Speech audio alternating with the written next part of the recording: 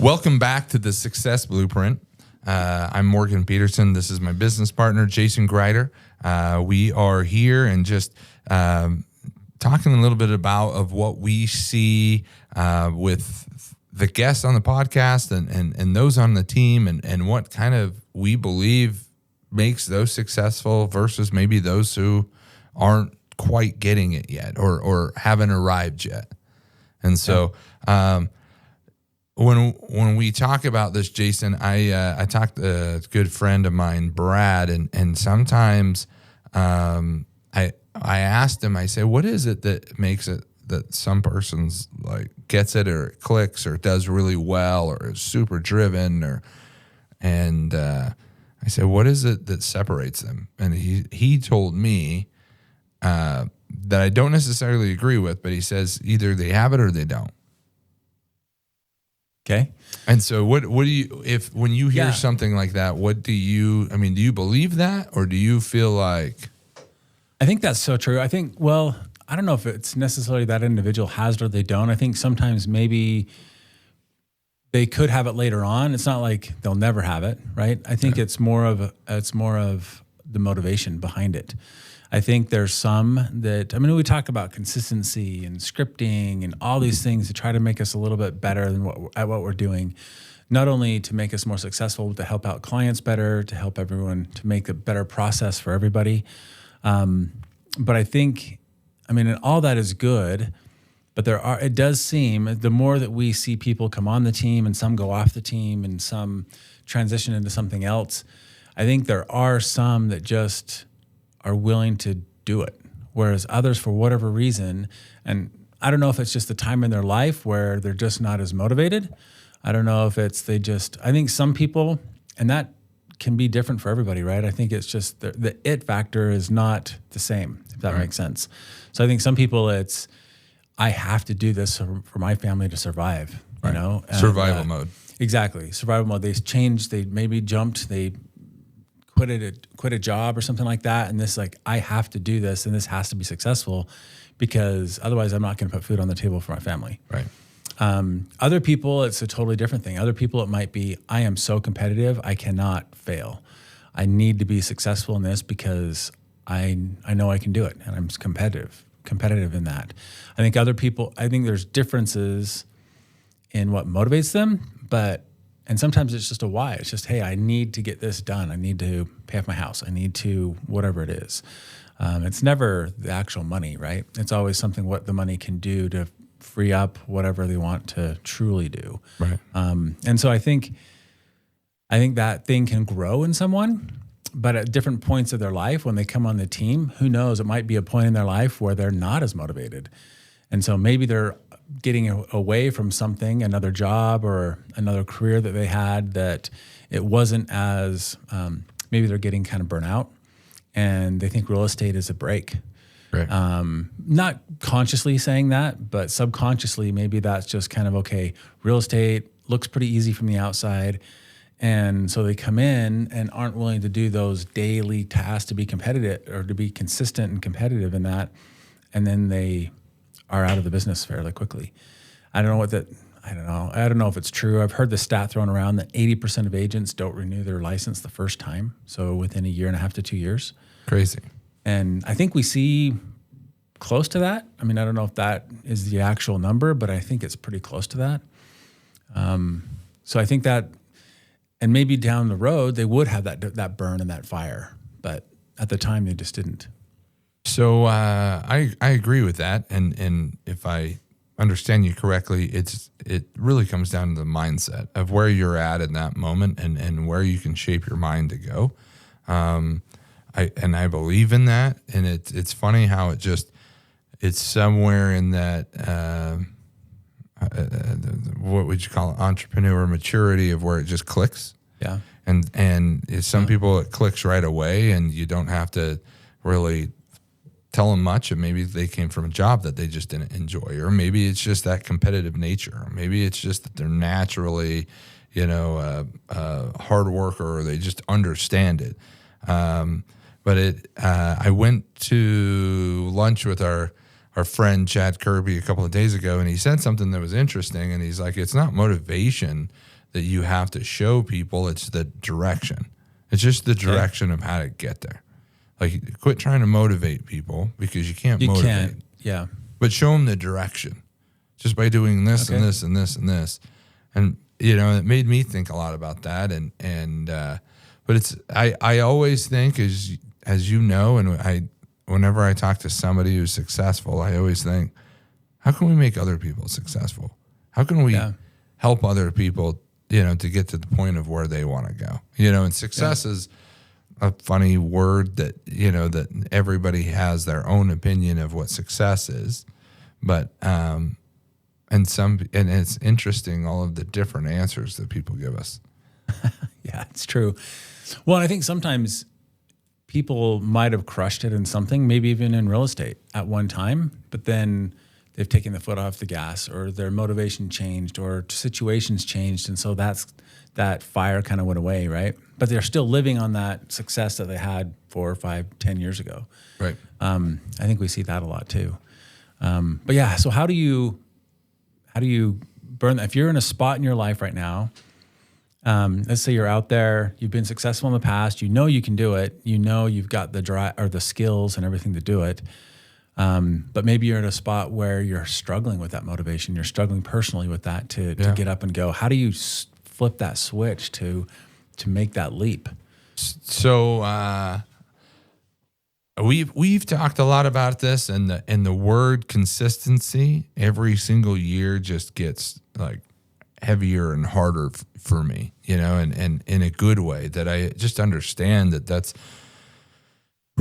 all that it is. I mean, consistency really needs to be a word that's on every billboard in town, that needs to be on every park bench that we all can read over and over and over. And we've talked about it a lot. And I feel like if you can own the room, and not own the room by trying to be the class clown or the charmer, or, you know, be noticeable by jokes, but just showing up, being attentive, being present, and then just being consistent in the core activities or the principles every single day that you know needs to get done. And you know, we have our own principles that we do every single day, that we know that if we don't do them, we're not going to feel good. You know, if we leave the house without, you know, our hygiene, deodorant, brushing our teeth, we're not going to feel very good. You know, if we show up to the office after a gym workout, but we had to work all day, there's no chance of a shower, we're not going to feel very good, right? So those are our principles that are really become non-negotiables. Yeah. And we got to find those silly things that are the huge things that make it consistent every single day. And I found that that the people who can develop those early on in real estate, and that's pretty much the only business I've been around. I've been around, you know, several others, but it is just consistency instead of sporadic. We've had, you know, people on our team that have closed 3, 4, 5, 6 deals in a month, and then they ghost the next 2 to 3. And so, you know, when you're consistent, then that, I feel like that also builds up, you know, you're more dependable. You're more like everybody around you, not just you and I as the team leaders, but everybody else on the team knows what they're getting out of that person. And you can choose what consistent you want. You want to be consistently the okay guy, or do you want to be consistently the guy that's like, I'm solid, you know, I'm always in the office and I'm always going to be there, and I'm always, when, you know, they pass me the ball, I'm going to be taking care of it. Does that make sense? Yeah. Yeah, I think that's one of those things that keeps driving home. There was a long time ago, I went to I went to my sister who lives in Pinedale, Wyoming. She's obviously a cold place. We went to visit her for Thanksgiving one year. This was years ago. And they had a turkey trot, right? And I'd been kind of running off and on, and obviously nobody takes turkey trots too seriously. So we show up, it's all snow covered. It's kind of through this little park, like the whole trail is all snow covered in that. And I'm like, all right, I'm going to do pretty good in this. It's only 3 miles. You know, we got this. It's just a 5K. And so I thought, well, yeah, I've got this. And, it's pretty serious when the gun goes off and half the people still have their like coffee or orange juice or milk and donuts, right? And as it starts, Right. you're like finishing the donut as you start. So it's serious. So I'm thinking, okay, I've got this. I'm going to do pretty well in this race. And we start running, and I'm feeling pretty good. I know there's going to be a few like the high school kids that are on cross country. They're gonna. I mean, there's not that many people. I mean, it's small town. And I know these high school kids that are in cross country that are going to kill me, so I'm not worried about them. But I'm thinking of, okay, of the average people, I'm going to do pretty well. And I'm running along, and like a mile and a half in, my niece, who's not a runner, she was younger than me, obviously, but she was like literally sitting on the tailgate of a truck when the gun went off and ran. She wasn't even running yet. And like a mile and a half in, she just passes me, and she's like, "Hey, you okay, Jason?" I must have looked pretty gassed. And she's like flying by me, and I'm thinking, dang, what is going on? I should be better than this, right? But I look back, it's like I wasn't consistent, you know? And so, and I did finish, but obviously not the time or whatever that I thought I was going to finish in. I thought I was going to finish in a time that I'd been running, a few years prior, but I hadn't been consistent in training or anything like that. So that's when I kind of realized it kind of changed my mentality a little bit. I thought, okay, I'm getting a little bit older. I've got to be more consistent in everything I do. And I think sometimes you've got to have those little things to help you realize that, because we can talk about it all day long. Like, we've had many really successful people in here, and there's a lot of different things that they look at as far as what brings success. But one of the common threads throughout has been consistency. Yeah. And it's not consistency in the big things. It's the daily little things that what really truly drives you and what truly separates people. And compounds. Yeah, exactly. That compound effect is real. Right. And so I think when you have that, I think it's kind of funny because some people, it just doesn't click. And I think sometimes you have to have something in your life that changes. It can be big or it can be a little. I mean, this was a pretty minor little failure, right, for me. But I thought, I got back and I was like, yeah, I haven't been consistent in this at all. So why would I expect to perform well when I haven't been consistently running? When you say that, I love it, because showing up is a part of it, right? And when you show up, and if you're humble and honest with yourself, you can kind of see what exposes you. Yeah. And if you're humble and honest with yourself, then you can be like, okay, that's a big exposure. I'm going to have to fix that so that when that comes along. And some of the notes I took is, we got to be prepared. We got to be prepared for that moment. And a lot of times we just push it down the road and I tell my kids who are in sports, I'm like, you need to prepare and be ready so that when your moment comes, you don't then use that time to try to get ready. Yeah. Because then it's too late. Like, you should already be ready for when it comes and you're ready to go, versus being like, oh, now I got to get better at this, or I got to get speed, or and I feel like real estate agents, were the same way. And the fact that it's like, and then all of a sudden a listing appointment comes up, or a family friend wants to list their home, or somebody wants to buy a home, and then they're like, oh, now we got to get ready. Yeah. And we've seen how well that works. They're pretty much scrambling around the office trying to, gather everything, when if they were, just disciplined to do it. And so then discipline, I think, is another one that maybe goes before consistency. Well, I think you have to have discipline to be consistent, right? Right. And there's a lot of days we don't want to maybe run, or days that we don't want to work on ourselves and have that self-growth, and we'd rather, scroll Instagram versus trying to dive into something deeper that's going to help us with whatever goal we want, So if it's watching listing presentations on YouTube, or, going and meeting with somebody and saying, hey, I want to get good at this. I'm going to learn, I'm going to be humble, and I'm going to listen to everything you give me. It's interesting that I think the successful people are also some of the best, in as far as wanting to learn. Yeah. They want that education. They're humble enough to always want to get better.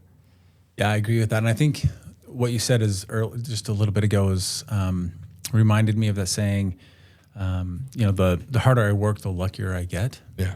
And I think that I look at that a couple different ways. I think the harder I work is one thing. I mean, some people can work really hard and not really move anywhere, right? They're just kind of on the hamster wheel.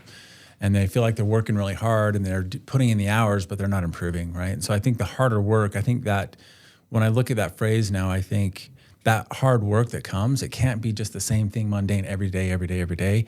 It's got to be, okay, what am I doing to improve just a little bit every day? What am I doing to do this job that I'm doing, whether it's, in real estate, whether it's the phone calls in the morning, whether it's whatever it is in your job, what am I doing to tweak that just slightly so I can get better at it? Right. And I think that's when those things come. And then that's when opportunity comes. It would have passed somebody else, but because you were prepared for it and you've been improving, you were able to capture that opportunity. And then other people are like, oh man, that agent's so lucky. It's like, well, it's probably not lucky. It's because he was in the right place, right time, and he was prepared to get that, right, to get that piece of business or whatever it was. Well, and I thought of, actually this morning, I thought about that. I thought, luck, I don't necessarily believe that there's luck, right? If you go to the casino, and a lot of times people who win, like the lottery, when it's like 1 in a billion, like that's definitely going to be luck. But a lot of times people play that a lot to get there, right? Not as much as what they win, but they play it a lot. So I wouldn't necessarily say it's lucky, I mean, I think luck happens very few times without work, but I feel like when you work and what we consider luck, it's just the end product of the hard work of consistency and discipline that it gets there. And then everybody's like, oh, wow, that was lucky. And I feel like when you're in it, you and I aren't like, whew, we did really well this year. That was lucky. I always think it's like we don't never really relate it to luck. It's always hard work. It's always, these ideas and lately I've been able to come in contact with some really cool people that, I think will be able to grow and build some cool things. But I'm like, man, it's lucky that I didn't do this and I did that. And it's like hard work, consistency, showing up, discipline builds, these you build up an intuition as well, and you build up this knowledge and you build up experience, and you get to the point of where you're just really good at filling out things. And so I was like, I don't know if I believe that there's really luck at all. It's a good saying, right? Because it makes sense, but it's like... Well, I think it's just how you determine luck, right? I mean, it's basically saying the harder I work, the more I improve, the better I get. Then the more from the outside looking in, it's luck. Yeah. But inside knowing that those good things will happen because I'm prepared and I'm ready for them and I've worked for them, essentially. Yeah. The more good things happen. Yeah, exactly. And sometimes we think that that's, I also would say that it's probably more blessings than luck, but anyway, that's another thing. So on that, what is more things that we've seen and those that have been successful? One that I would throw out there is creativity. A lot of times people have these, really creative thoughts and these really creative ideas. And there's so many different people who have sat on, in every stool, and it's cool to hear their stories, but none of them are the same. And it's kind of just in their mind of what interests them and then what these creative ideas are that, pulls that out of. And so what's some of the things that you think some of our guests, have done that brings out the success in them, that helps them be successful? I think you hit it there. I think some of the things are just they're passionate about it. And I think you've got to be passionate about something to be successful, right? And so I think if you're passionate about your work or about your end goal or whatever that is, then you're going to be successful. I think I'm obviously a prime example of that is Elon Musk, right? He's wanted to get to Mars forever. And so everything he's done over the last 15 years has been trying to make products and things like that that'll help him develop the items so that he can actually get to Mars. Right. And so it's pretty interesting to see. So you can have passion in that, or you have to have passion in something else where this vehicle is going to help you get there. Right. So whatever that is, whether it's providing for a family, whether it's giving to others, whether it's giving back to the community, whatever that, to allow you time to be able to serve others or something like whatever that is. If you're passionate enough about it, then you'll do the thing that'll help you get there, or you'll do the thing that you're passionate about, right? So I think, but it seems like the thing that's been true with all of them is something that rang true. I think Coach Gonzalez mentioned it, where he had said, do the things every day without being tied to an outcome. Yeah. And so if you're only focused on the outcome, then the things the day, you may not push as hard, you may not do those things. But if you're just focused on those things you have to get done and not worry about the outcome, whether you win or lose, that's when improvement happens, right? And that's when you can kind of go forward. And it's hard to do that because in real estate, if you're starting real estate and you haven't had a paycheck for 3 or 4 months, it can be that end goal of getting some funds to help fund your life is important, right? And so how do you focus on the day-to-day when that's a need and a necessity that's in your face every single day? So my theory on that, I feel like more agents give up before their chances even develops. Yeah. You know what I mean? I feel like we've seen that meme and it's like two guys and they're hammering. It's like they're mining for diamonds, and the guy's like going, and he's walking back, and there's like the sliver of dirt or the sliver of the cave, and on the other side it shows all these diamonds, right? And we give up always too early. Yeah. And it is hard. It is hard to do work, and it is hard to be trying to be productive when you're not seeing any results. Yeah. And so I feel like we got to track the work that we're doing. Like we're always talking about contacts and showing up and the effort that they can do there.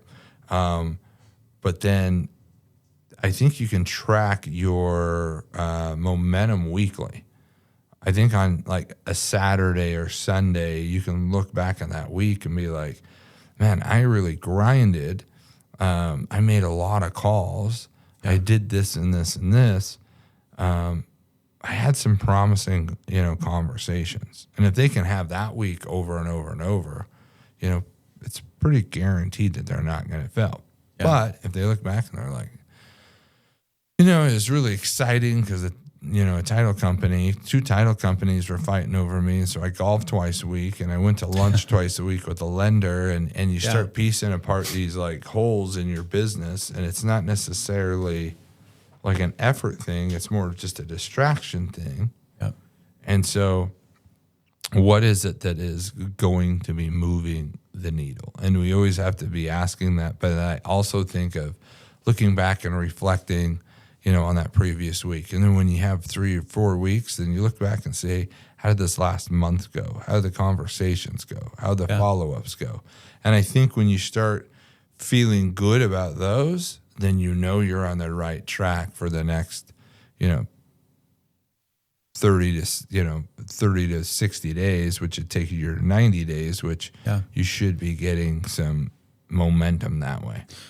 I think that plays right into a few of our guests that have talked about self-awareness, right? Yeah. And so to be truly self-aware is a huge, huge thing. And that can help propel you so quickly, because if you're truly honest with yourself and look introvert and see what you can improve on, and be honest with yourself of where you didn't give a strong effort or where you did and what you can maybe tweak, that can be huge moving forward. Yeah. If you're not honest with yourself, you're like, hey, I put in 50, 60 hours this week, but half of it was scrolling, trying to see what other agents are doing or things like that, then you're not going anywhere, right? You can't worry about everyone else and what they're doing. You just got to be focused on what you're doing. Right. And there's a lot of, as we've talked about before, I mean, there's a lot of agents out there that they do a lot of great things as far as marketing, but they really don't sell a lot of homes. Right.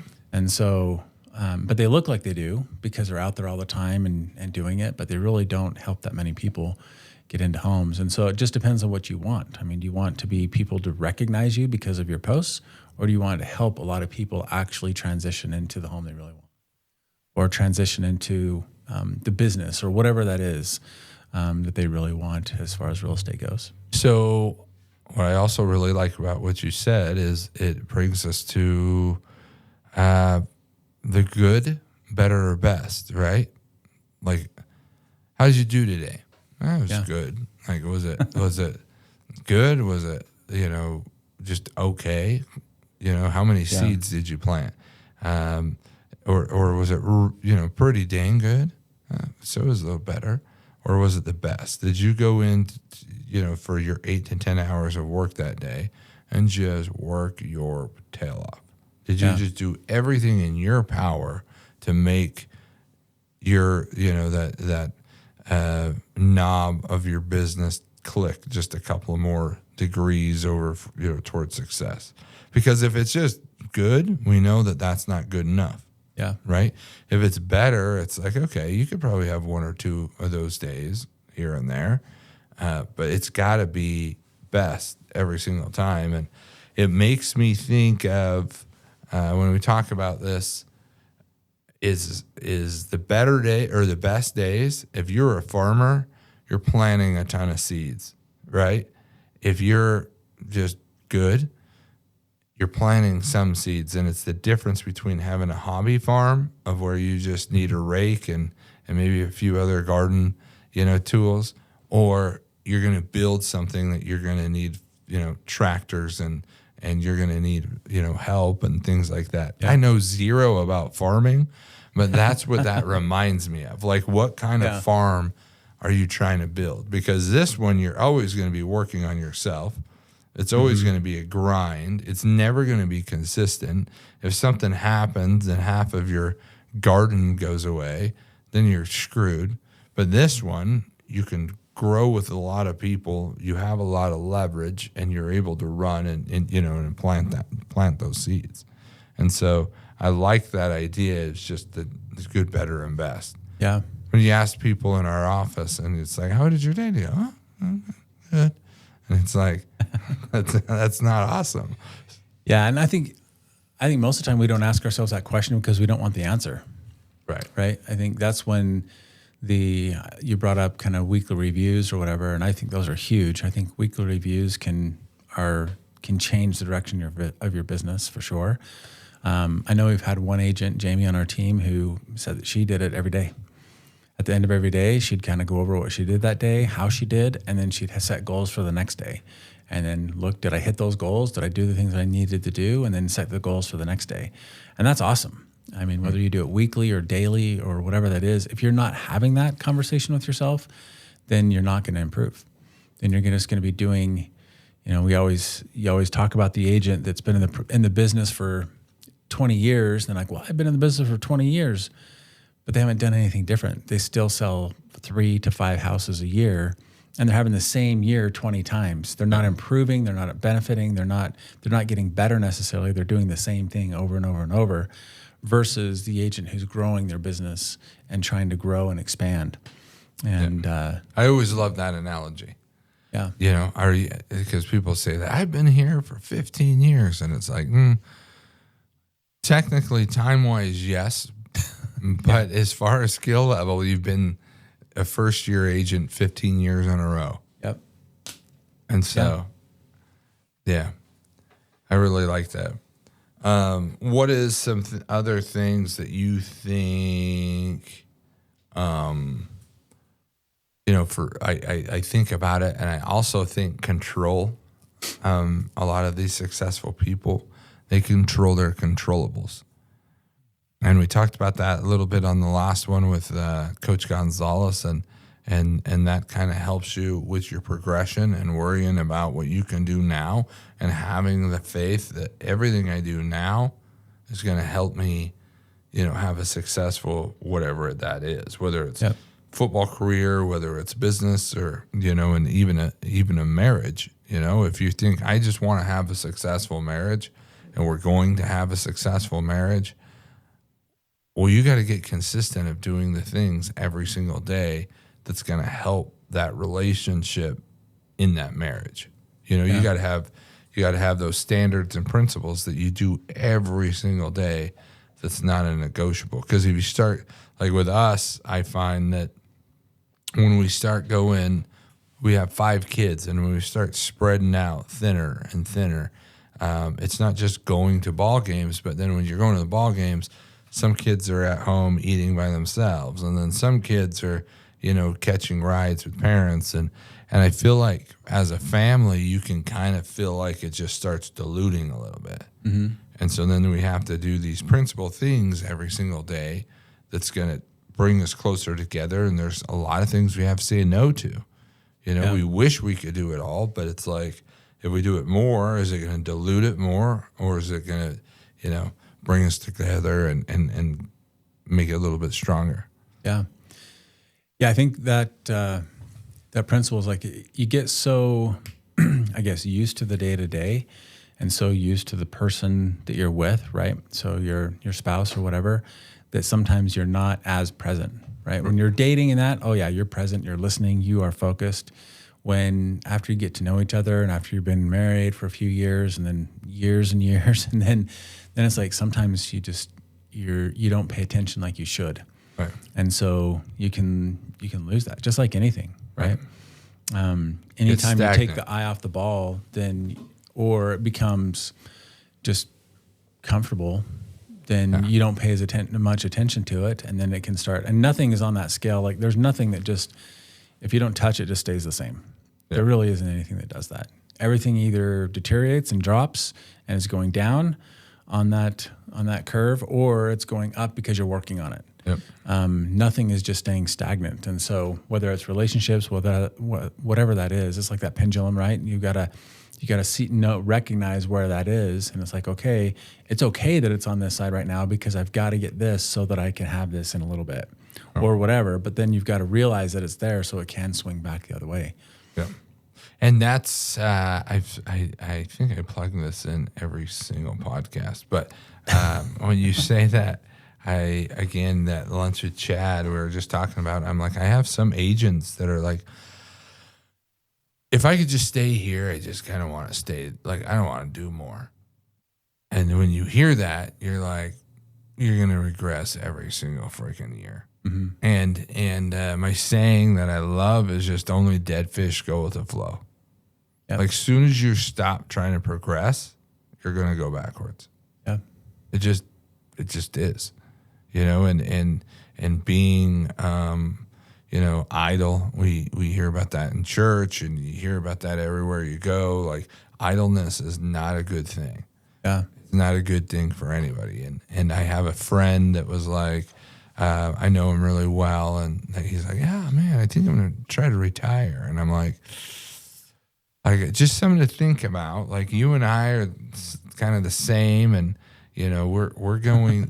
Once you start retiring, you get bored, and then you're gonna, turn into a raccoon of where you're starting getting into the trash and start getting into trouble. And I feel like we always have to be productive to either set examples around us or to, keep progressing for ourselves so we don't deteriorate. Yeah. I feel like that's why we deteriorate sometimes faster. You see 2 people when they retire, one person's always doing things and trying to get better, and then the other person's like, nope, this is the point of my life of where I just coast, and then check out their health things and their social life and everything just starts, day to day just starts getting worse. Yeah. Yeah, I think that happens. I mean, you see that a lot in a lot of different things, right? And sometimes it's because you're on the wrong bus. Sometimes I think it's because you're, in business at least, I think sometimes it's because you might be on the wrong vehicle. Well, that might not be the career for you. Right. If it's something you dread every day going to, then maybe that's not the right career. I think there's an example that we had on our team for a while. He's an awesome guy, but real estate wasn't for him. Right.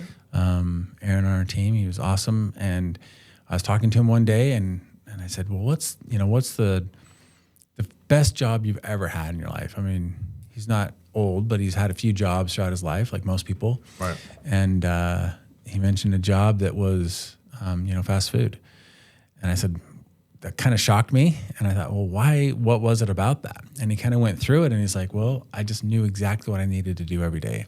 There wasn't a wake up and be like, okay, it was more a reactionary, and he enjoyed that. He enjoyed having solving problems and things like that throughout the day and figuring it out. And it was reactionary throughout the day. And knowing where everything is. Knowing where everything is, knowing what to do, knowing when he starts, knowing when he ends, those kind of things. In real estate, and I was like, wow, real estate is probably not for you because real estate is not. There's some things but there's a lot of unknowns. Yeah. And if you're reactionary in real estate all the time, you're never going to really sell anything.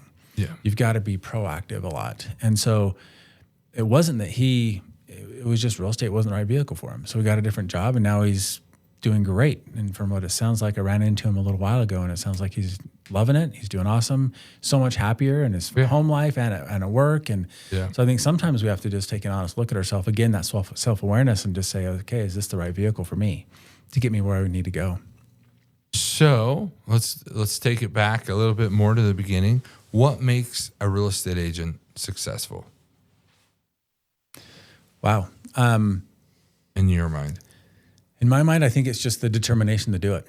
I think it's like we talked about at the very beginning, is just like you said, some have it, some don't. I don't think it's necessarily they have it or not. I think it's just those who are determined to make it work will. It doesn't matter what personality you have, whatever. I mean, you can make it successful for sure. Even if it's not the right vehicle for you, even if it's not the right career for you, anybody, if they want it bad enough, can make it work in real estate. They really can. Yeah. But if it's the right one, it's easier. It's not as draining. Right. And becomes more fun. But if it's not, you can still be successful at it. I think the success just comes from, like we talked about 100 times. It's funny because in doing this, originally when we started the podcast, I thought, okay, we're going to see all these great ideas and multiple different ideas. And then we bring in all these guests that are very successful in different industries. And it's kind of the same ideas throughout, And, but so it just becomes that are we willing to do those day-to-day little things that make us successful or not? That's all it comes down to. And I love with these guests because they're all different. Yeah. And they all say these similar things, but with different approaches and different deliveries that sometimes they just seem to resonate a lot more. And I think that's pretty cool. I think it's awesome because it's similar, right? So I can hear the same thing over and over and over, and then I'll hear it from somebody else, and then I'm like, oh, that makes a lot more sense. Wow. And it's like when your kids hear something from somebody else besides the parent. Oh yeah, it happens every time, daily. Yeah. And I like that, and I do feel like agents. With that, there's just different things in their lives. And when they come, there's some things negative that drive them, like what you've said. They're coming out of something that's just burning inside them that they want to do well. And then they feel like sometimes there's some that are just, they come in and they're happy and they're optimistic and they understand that, as well. I do think something we haven't touched on, and I've seen a lot of Instagram memes with it. But everybody here, I believe, has said the same thing, is your support group from home and your spouse and the way that they can support you and the way that they can inspire you, or, that they can be that person. And so, it's interesting. My wife, there's a lot of times that maybe she's definitely questioned, but a lot of times she's always like, go have the best day, or you get text during the day, or it's just things to keep moving. And I think if we don't get that support, and we don't get that, whether it's teammates or whatever it is, and you can't get camaraderie with somebody, I feel like, and our spouses are obviously our number one supporter or the number one crab in the bucket that can pull them down. And we've seen that. It's true. And, people come and we're like, man, I wonder what's going on with so-and-so. And it's like, well, I'm struggling. My husband or wife wants me to just go get a quote unquote real job. And it's just, I don't know. It's just been really, really hard. And I think that's a hard mindset, in these chains to break out of.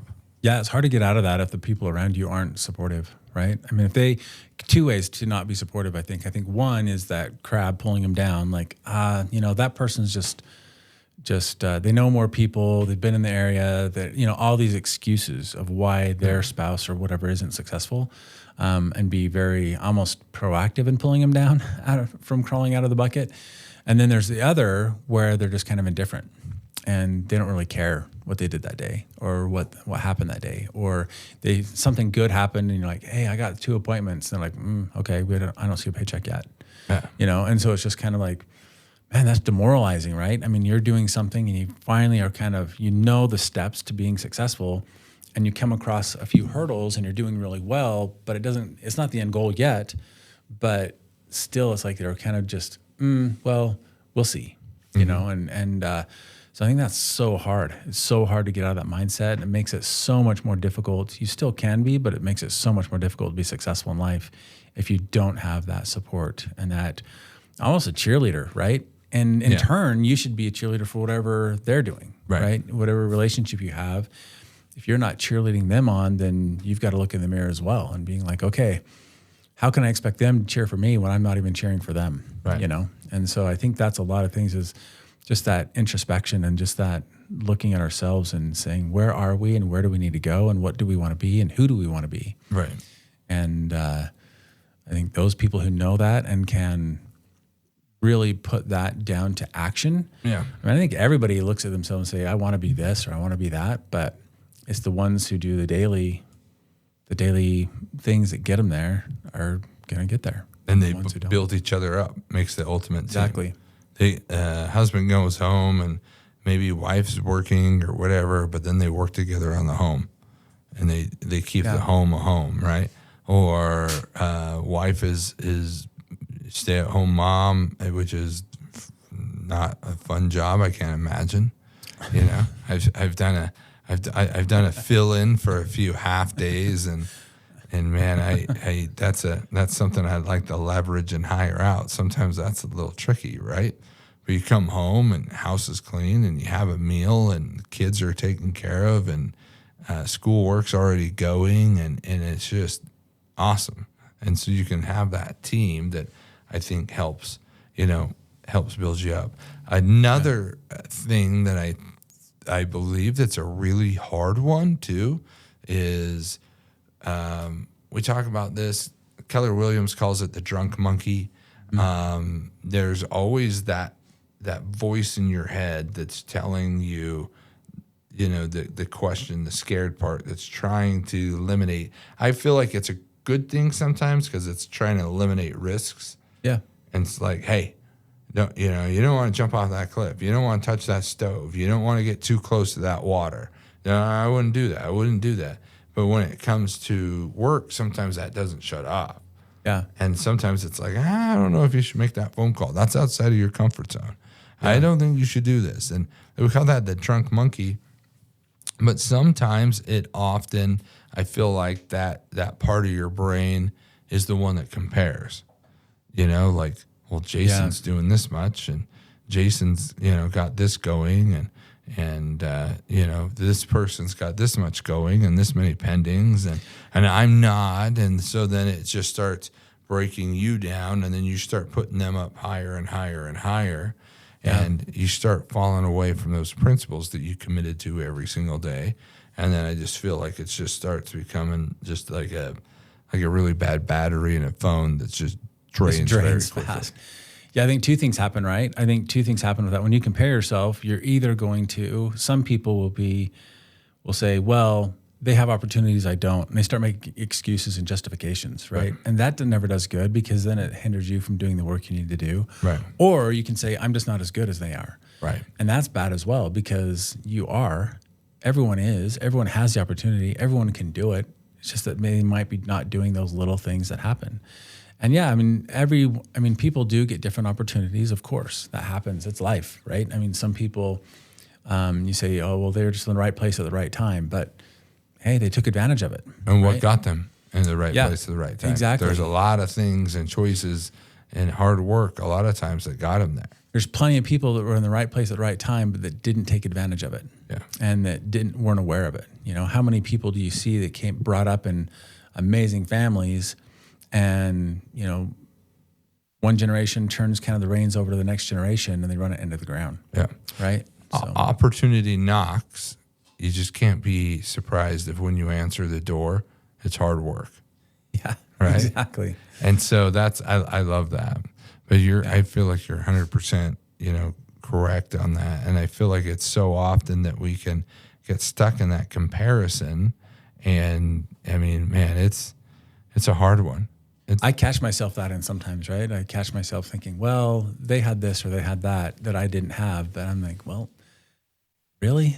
It's like, really? Why? Right. Why do I go to making excuses for myself, right? Am I just trying to bolster myself up? Am I that prideful that I can't realize that, okay, well, they were able to do this, this, and this, and I wasn't, right? And so, or do I try to be humble and say, okay, this is where I need to improve, right? And so, I think those that are just willing, like you said at the beginning, I think those who are willing to take advice are typically the ones who succeed, right? And those are willing to ask the questions, right? So that's another part of that is there's agents on the team, and they've brought up other agents on the team, and I would say instead of accusing them of doing well, go ask them. Yeah, Jason, what makes you successful? What is it that you do? You're really good at this. How are you good at that? Why are you good at that? What is it that you do? What's your secret?